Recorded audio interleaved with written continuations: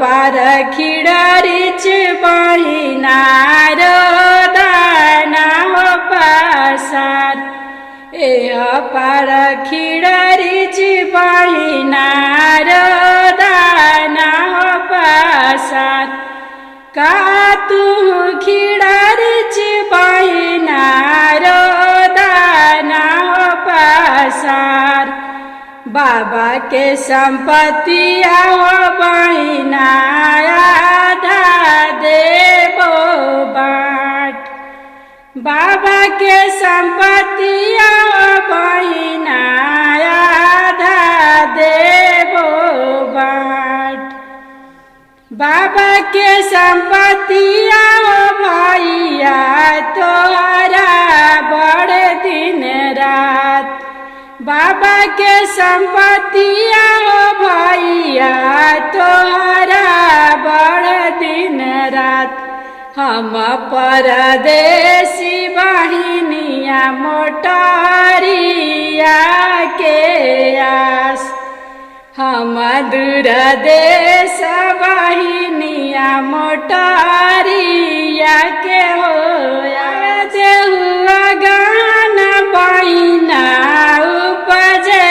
देहु धान देहुआ गाना बहिना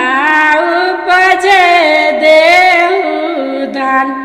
चिउरा कुटाई बहिना मोटरिया देव पहुँचाए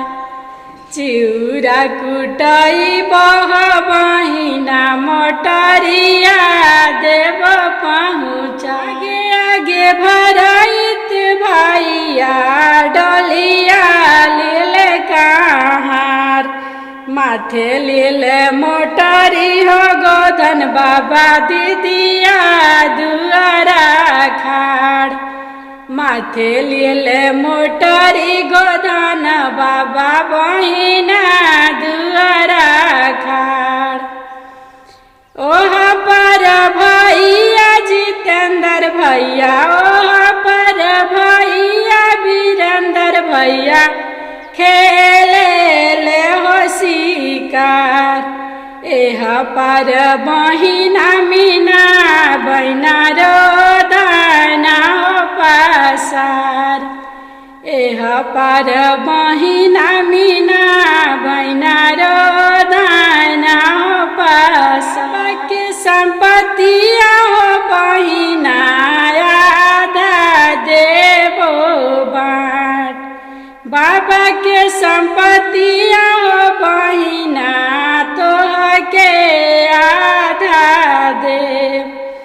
बाबा के संपत्तिया हो भैया तोहरा बड़ दिन रात बाबा के संपत्तिया हो भैया तोहके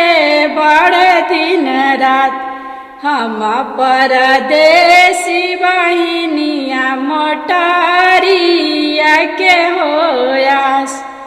हम दूर देश बहिनिया मोटरिया के देहुआ गाना बहिना उपजे देहु धान आरे देहुआ गाना बहिना उपजे देहु धान चिउरा कुटाई बहिना मोटरिया देव पहुँचाए चिउरा कुटाई बहिना मोटरिया